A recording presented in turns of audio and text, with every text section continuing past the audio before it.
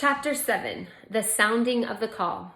When Buck earned $1,600 in 5 minutes for John Thornton, he made it possible for his master to pay off certain debts and to journey with his partners into the East after a fabled lost mine, the history of which was as old as the history of the country. Many men had sought it, few had found it, and more than a few there were who had never returned from the quest. This lost mine was steeped in tragedy and shrouded in mystery. No one knew of the first man. The oldest tradition stopped before it got back to him.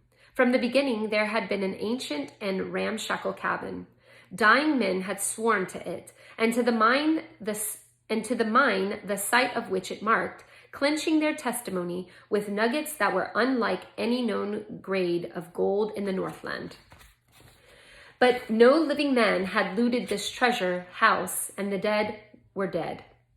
Wherefore John Thornton and Pete and Hans, with Buck and a half dozen other dogs, faced into the east on an unknown trail to achieve where men and dogs as good as themselves had failed.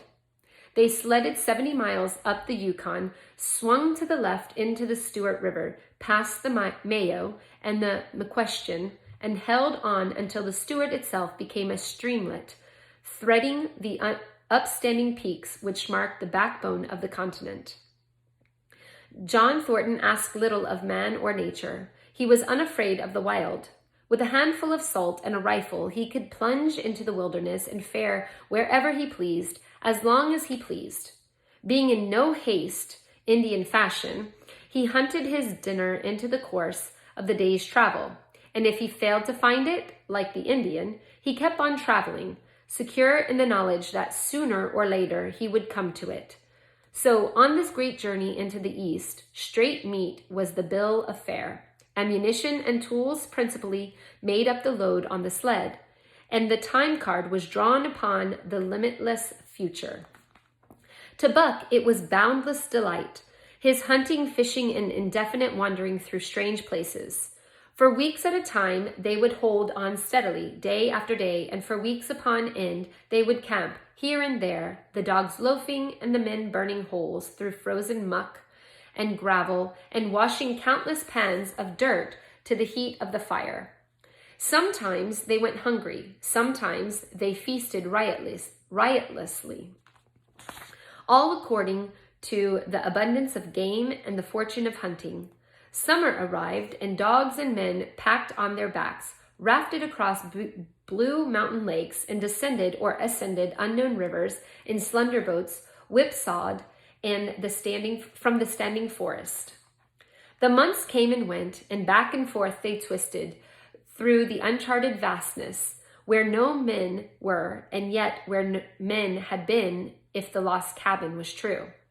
They went across divides in summer blizzards, shivered under the midnight sun on naked mountains between the timberline and the eternal snows, dropped into summer valleys amid swarming gnats and flies, and in the shadows of glaciers picked strawberries and flowers as ripe and fair as any of the Southland could boast.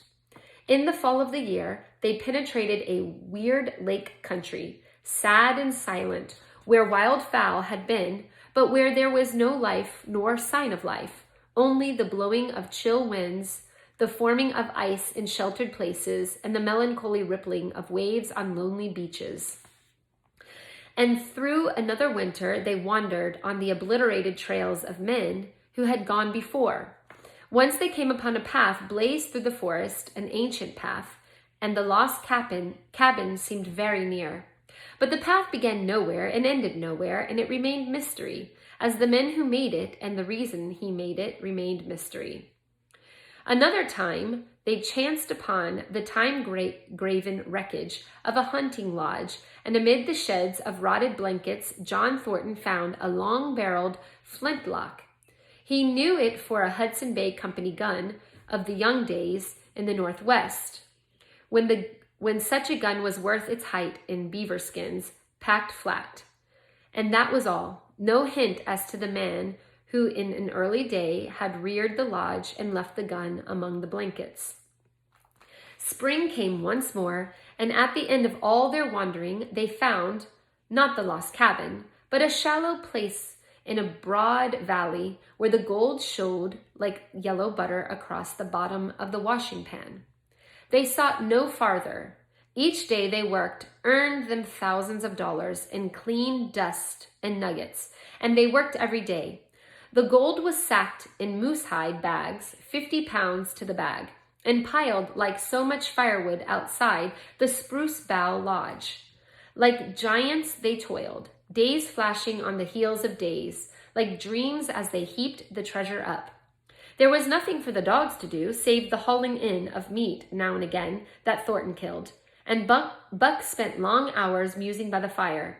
The vision of the short-legged hairy man came to him more frequently now that there was little work to be done, and often, blinking by the fire, Buck wandered with him in that other world which he remembered.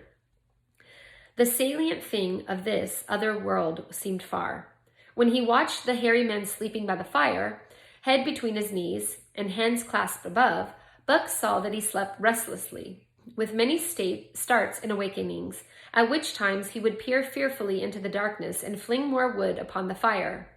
Did they walk by the beach of the sea, where the hairy man gathered shellfish and ate them as he gathered?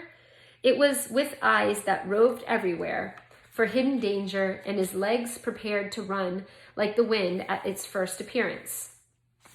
Through the forest they crept noiselessly, Buck at the hairy man's heels, and they went alert and vigilant, the pair of them, ears twitching and moving and nostrils quivering, for the man heard and smelled as keenly as Buck. The hairy man could spring up into the trees and travel ahead as fast on the ground, swinging by the arms from limb to limb, sometimes a dozen feet apart, letting go and catching, never falling, never missing his grip. In fact, he seemed as much at home among the trees as on the ground, and Buck had memories of nights of vigil spent beneath trees wherein the hairy man roosted, holding on tightly as he slept. And closely akin to the visions of the hairy man was the call still sounding in the depths of the forest. It filled him with a great unrest and strange desires. It called him to feel a vague, sweet gladness, and he was aware of wild yearnings and stirrings for he knew not what. Sometimes he pursued the call into the forest, looking for it as though it were a tangible thing, barking softly or defiantly as the mood might dictate. He would thrust his nose into the cool wood moss, or into the black soil where long grass grew, and snort with joy at the fat earth smells.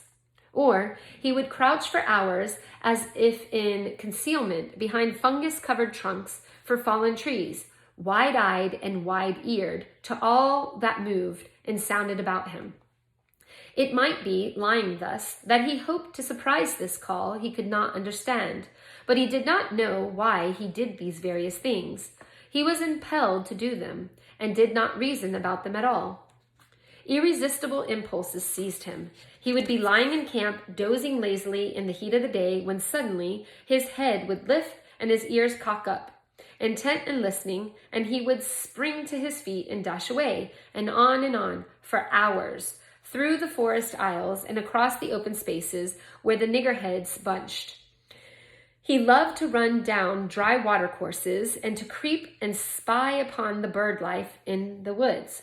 For a day at a time he would lie in the underbrush where he could watch the partridges drumming and strutting up and down, but especially he loved to run in the dim twilight of the summer midnights, listening to the subdued and sleepy murmurs of the forest, reading signs and sounds as man may read a book, and seeking for the mysterious something that called, walking or sleeping at all times for him to come. One night he sprang from sleep with a start, eager-eyed, nostrils quivering and scenting, his mane bristling in recurrent waves. From the forest came the call, or one note of it, for the call was many-noted, distinct and definite as never before, a long-drawn howl, like yet unlike any noise made by a husky dog. And he knew it, in the old familiar way, as a sound heard before. He sprang through the sleeping camp and in swift silence dashed through the wood. As he drew closer to the cry, he went more slowly, with caution in every movement. till he came to an open place among the trees, and looking out saw, erect on haunches, with nose pointed to the sky, a long, lean timber wolf. He had made no noise, yet it ceased from its howling and tried to sense his presence. Buck stalked into the open, half-crouching body, gathered compactly together, tail straight and stiff, feet falling with unwonted care. Every movement advertised commingled, threatening, an overture of friendliness. It was the menacing truce that marks the meeting of wild beasts that prey. But the wolf fled at sight of him. He followed, with wild leapings in a frenzy to overtake. He ran him into a blind channel in the beds of the creek where a timber jam barred the way. The wolf whirled around, pivoting on its hind legs after the fashion of Joe, and of all cornered husky dogs, snarling and bristling, clipping his teeth together in a continuous and rapid succession of snaps. Buck did not attack, but circled him about and hedged him in with friendly advances. The wolf was suspicious and afraid, for Buck made 3 of him in weight, while his head barely reached Buck's shoulder. Watching his chance, he darted away, and the chase was resumed. Time and again he was cornered, and the thing repeated, though he was in poor condition, or Buck could not so easily have overtaken. He would run till Buck's head was even with his flank, when he would whirl around at bay, only to dash away again at the first opportunity. But in the end, Buck was rewarded, for the wolf, finding that no harm was intended, finally sniffed noses with him. Then they became friendly and played about in the nervous, half-coy way with fierce beasts belie their fierceness. And some time of this, the wolf started off at an easy lope in a manner that plainly showed he was going somewhere. He made it clear to Buck that he was to come, and they ran side by side through the somber twilight, straight up the creek bed into the gorge from which it issued, and across the bleak divide where it took its rise. On the opposite slope of the watershed, they came down into the level country where great stretches of forest and many streams, and through great stretches they ran steadily, hour after hour, the sun rising higher and the day growing warmer. Buck was wildly glad. He knew he was at last answering the call, running by the side of his wood brother toward the place from where the call surely came. Old memories were coming upon him fast, and he was stirring to them as of old he stirred to the realities of which they were the shadows. He had done this thing before, somewhere in that other and dimly remembered world. He was doing it again now, running free in the open, the unpacked earth underfoot, and the wide sky overhead. They stopped by a running stream to drink, and stopping, Buck remembered John Thornton. He sat down. The wolf started on toward the place from where the call surely came, then returned to him, sniffing noses and making actions as though to encourage him. But Buck turned about and started slowly on the back track. For the better part of an hour, the wild brother ran by his side, whining softly. Then he sat down, pointed his nose upward, and howled. It was a mournful howl, and as Buck held steadily on his way, he heard it grow faint and fainter until it was lost in the distance. John Thornton was eating dinner when Buck dashed into the camp and sprang upon him in a frenzy of affection, overturning him, scrambling upon him, licking his face and biting his hand, playing the general Tom Fool, as John Thornton characterized it, and while he shook Buck back and forth and cursed him lovingly. For 2 days and nights, Buck never left camp, never left John Thornton out of his sight. He followed him about at his work, watched him while he ate, saw him into his blankets at night and out of them in the morning. But after 2 days, the call in the forest began to sound more imperiously than ever. Buck's restlessness came back on him, and he was haunted by recollections of the wild brother and of the smiling land beyond the divide and the runs side by side through the wide forest stretches. Once again he took to wandering in the woods, but the wild brother came no more, and though he listened through long vigils, the mournful howl was never raised. He began to sleep out at night, staying away from camp for days at a time, and once he crossed the divide at the head of the creek and went down into the land of timber and streams, There he wandered for a week, seeking vainly for fresh sign of the wild brother, killing his meat as he traveled, and traveling with the long, easy loop that seemed never to tire. He fished for salmon in the broad stream that emptied somewhere into the sea, and by this stream he killed a large black bear, blinded by the mosquitoes while likewise fishing and raging through the forest, helpless and terrible. Even so, it was a hard fight, and it aroused the last latent remnants of Buck's ferocity. And 2 days later, when he returned to his kill and found a dozen wolverines quarreling over the spoil, he scattered them like chaff, and those that fled like two behind who would quarrel no more. The blood-longing became stronger than ever before. He was a killer, a thing that preyed, living on the things that lived, unaided alone, by virtue of his own strength and prowess, surviving triumphantly in a hostile environment where only the strong survived. Because all of this, he became possessed of a great pride in himself, which communicated itself like a contagion in his physical being.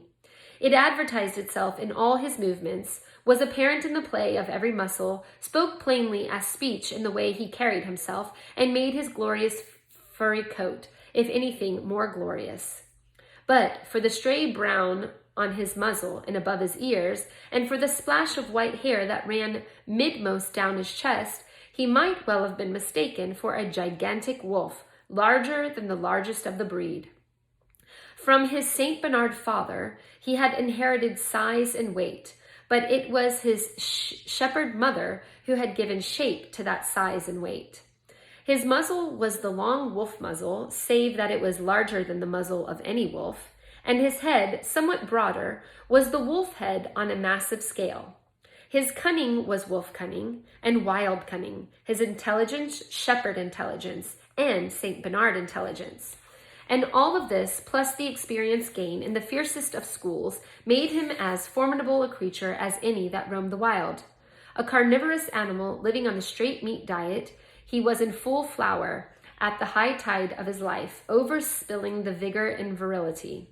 When Thornton passed a caressing hand along his back, a snapping and crackling followed the hand, each hair discharging its pent magnetism at the contact. Every part, brain, nerve, tissue, and fiber, was keyed to the most exquisite pitch, and between all the parts there was a perfect equilibrium of adjustment. Two sights and sounds and events were required action. He responded with lightning rapidity. Quickly as a husky dog could leap to defend from attack or to attack, he could leap twice as quickly. He saw the movement or heard sound and responded in less time than another dog required to compass the mere seeing or hearing. He perceived and determined and responded in the same instant. In point of fact, the three actions of perceiving, determining, and responding were sequential, but so infinitesimal were the intervals of time between them that they appeared simultaneous. His muscles were surcharged with vitality and snapped into place sharply, like steel springs. Life streamed through him in splendid flood, glad and rampant, until it seemed that it would burst him asunder in sheer ecstasy and pour forth generously over the world. "Never was there such a dog," said John Thornton one day as the partners watched Buck marching out of camp. "When he was made, the mold was broke," said Pete. "Py jingo, I tink so myself," Hans affirmed. They saw him marching out of camp, but they did not see the instant and terrible transformation which took place as soon as he was within the secrecy of the forest. He no longer marched. At once he became a thing of the wild, stealing along softly, cat-footed in passing shadow that appeared and disappeared among the shadows. He knew how to take advantage of every cover, to crawl on his belly like a snake, and, like a snake, to leap and strike. He could take something from its nest, kill a rabbit as it slept, and snap in mid-ear the little chipmunks fleeing a second too late for the trees. Fish in open pools were not too quick for him, nor were beaver, mending their dams, too wary. He killed to eat, not from wantonness, but he preferred to eat what he killed himself. So a lurking humor ran through his deeds, and it was his delight to steal upon the squirrels, and, when all but had them, to let them go, chattering in mortal fear of the treetops. As the fall of the year came on, the moose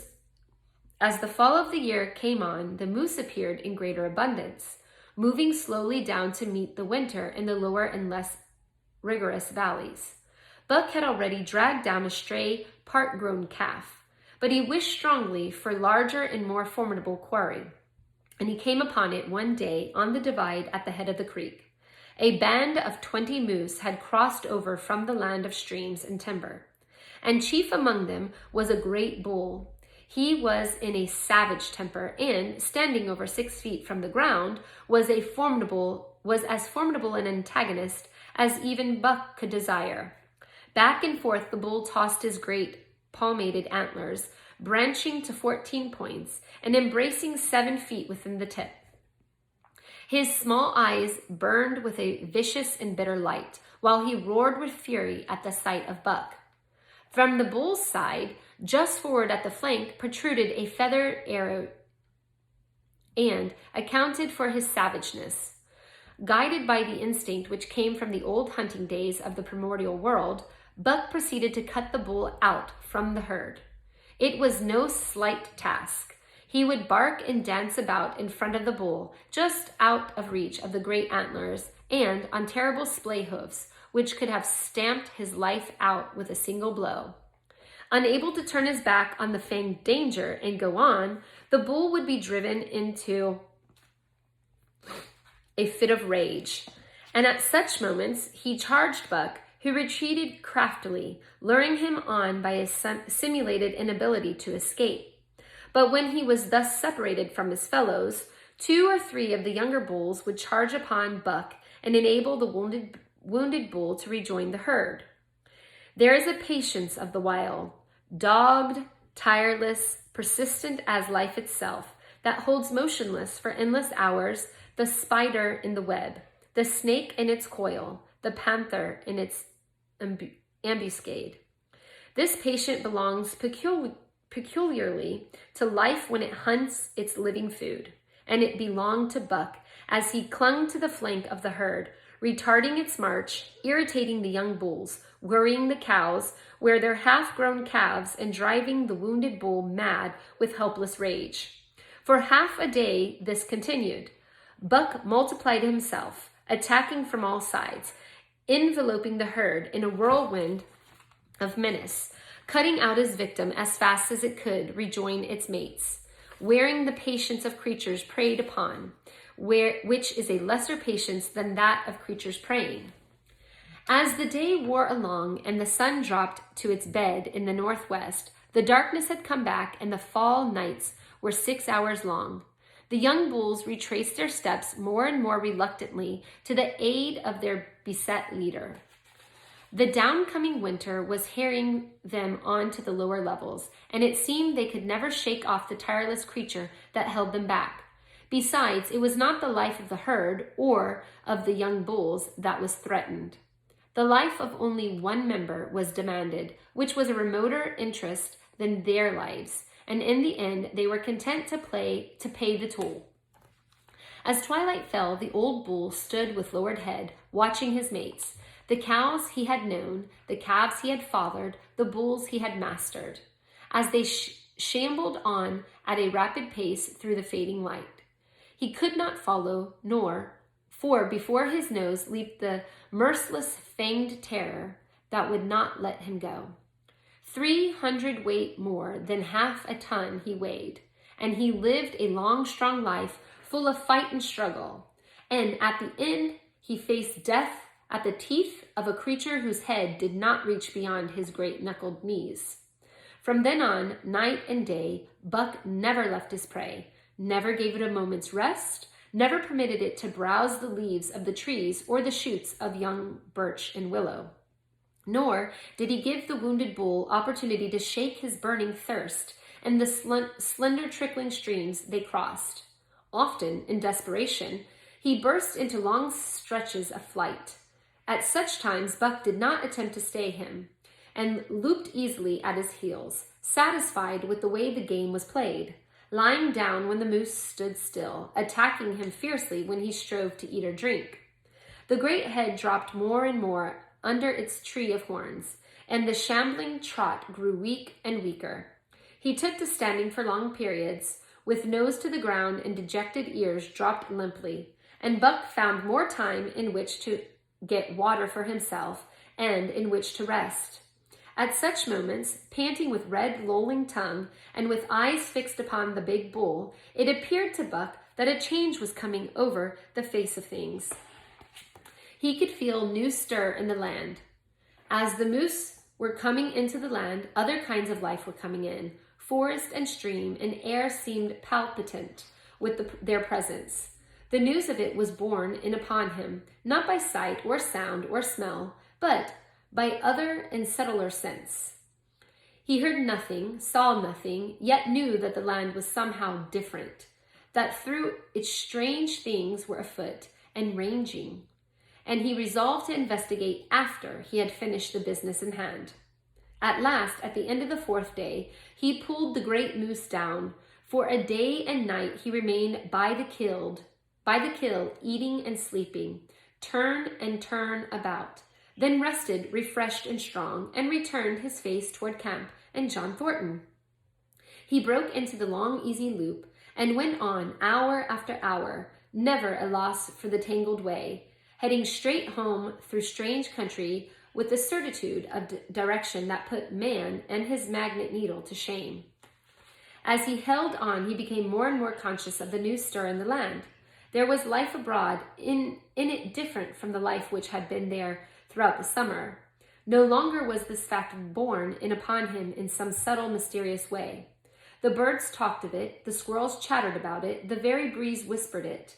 Several times he stopped and drew in the fresh morning air in great sniffs, reading a message which made him leap on with great speed. He was oppressed with a sense of calamity happening, if it were no calamity already happened, and as he crossed the last watershed and dropped down into the valley toward camp, he proceeded with greater caution. 3 miles away he came upon a fresh trail that sent his neck hair rippling and bristling. It led straight toward camp and John Thornton. Buck hurried on, swiftly and stealthily, every nerve straining and tense, alert to the magnitudinous details which told a story, all but the end. His nose gave him a varying description of the passage of the life on the heels of which he was traveling. He remarked the pregnant silence of the forest. The bird life had flitted. The squirrels were in hiding. One only he saw, a sleek gray fellow, flattened against a gray dead limb, so that he seemed a part of it, a woody upon the wood itself. As Buck slid along with the obscureness of a gliding shadow, his nose was jerked suddenly to the side as though a positive force had gripped and pulled it. He followed the new scent into the thicket and found Nig. He was lying on his side, dead, where he had dragged himself, an arrow protruding, head and feathers from either side of his body. 100 yards farther on, Buck came upon one of the sled dogs Thornton had bought in Dawson. This dog was thrashing about in a death struggle, directly on the trail, and Buck passed around him without stopping. From the camp came the faint sound of many voices, rising and falling in a sing-song chant. Bellying forward to the edge of the clearing, he found Hans lying on his face, feathered with arrows like a porcupine. At the same instant, Buck peered out where the spruce bough lodge had been and saw what made his hair leap straight up on his neck and shoulders. A gust of overpowering rage swept over him. He did not know that he growled, but he growled aloud with a terrible ferocity. For the last time in his life, he allowed passion to usurp cunning and reason, and it was because of his great love for John Thornton that he lost his head. The Yeehats were dancing about the wreckage of the spruce bough lodge when they heard a fearful roaring and saw rushing upon them an animal, the like of which they had never seen before. It was Buck, a live hurricane of fury, hurling himself upon them in a frenzy to destroy. He sprang at the foremost man. It was the chief of the Yehats, ripping the throat wide open till the rent jugular spouted a fountain of blood. He did not pause to worry the victim, but ripped in passing, with the next bound tearing wide the throat of a second man. There was no withstanding him. He plunged about in their very midst, tearing, rending, destroying, in constant and terrific motion, which defied the arrows they discharged at him. In fact, so inconceivably rapid were his movements, and so closely were the Indians tangled together, that they shot one another with the arrows. And one young hunter, hurling a spear at Buck in mid-air, drove it through the chest of another hunter with such force that the point broke through the skin of the back and stood out beyond. Then a panic seized the Yehats, and they fled in terror to the woods, proclaiming as they fled the advent of the evil spirit. And truly Buck was the fiend incarnate, raging at their heels and dragging them down like deer as they raced through the trees. It was a fateful day for the Yehats. They scattered far and wide over the country, and it was not till a week later that the last of their survivors gathered together in a lower valley and counted their losses. As for Buck, wearying of the pursuit, he returned to the desolated camp. He found Pete where he had been killed in the blankets in the first moment of surprise. Thornton's desperate struggle was fresh written on the earth, and Buck scented every detail of it down to the edge of the deep pool. By the edge, head and 4 feet in the water, lay Skeet, faithful to the last. The pool itself, muddy and discolored from the sluice boxes, effectually hid what it contained, and it contained John Thornton. For Buck followed its trace into the water, from which no trace led away. All day, Buck brooded by the pool, or roamed restlessly about the camp. Death, a cessation of movement, as a passing out and away from the lives of the living, he knew, and he knew John Thornton was dead. It left a great void in him, somewhat akin to the hunger, but a void which ached, and which food could not fill. At times, when he paused to contemplate the carcasses of the Yehats, he forgot the pain of it, and at such times he was aware of a great pride in himself, a pride greater than any he had yet experienced. He had killed man, the noblest game of all, and he killed in the face of the law of club and fang. He sniffed the bodies curiously. They had died so easily. It was harder to kill a husky dog than them. They were no match at all, were it not for their arrows and spears and clubs. Thenceforward, he would be unafraid of them except when they bore in their hands their arrows, spears, and clubs. Night came on, and a full moon rose high over the trees into the sky, lighting the land till it lay bathed in ghostly day. And with the coming of the night, brooding and mourning by the pool, Buck became alive to a string of new life in the forest other than what the Yehats had made. He stood up, listening and scenting. From far away drifted a faint, sharp yelp, followed by a chorus of similar sharp yelps. As the moments passed, the yelps grew closer and louder. Again, Buck knew them as things heard in the other world, which persisted in his memory. He walked to the center of the open space and listened. It was the call, the many-noted call, sounding more luringly and compellingly than ever before. And as never before, he was ready to obey. John Thornton was dead. The last tie was broken. Man and the claims of man no longer bound him, hunting their living meat as the Yehats were hunting it. On the flanks of the migrating moose, the wolf pack had at last crossed over from the land of streams and timber and invaded Buck's Valley. Into the clearing where the moonlight streamed, they poured in a silvery flood. And in the center of the clearing stood Buck, motionless as a statue, waiting their coming. They were awed, so still and large he stood, and a moment's pause fell, till the boldest one leaped straight for him. Like a flash, Buck struck, breaking the neck. Then he stood, without movement as before, the stricken wolf rolling in agony behind him. 3 others tried it in sharp succession. One after the other they drew back, streaming blood from slashed throats and shoulders.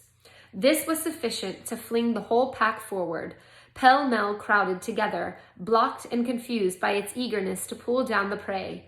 Buck's marvelous quickness and agility stood him in good stead.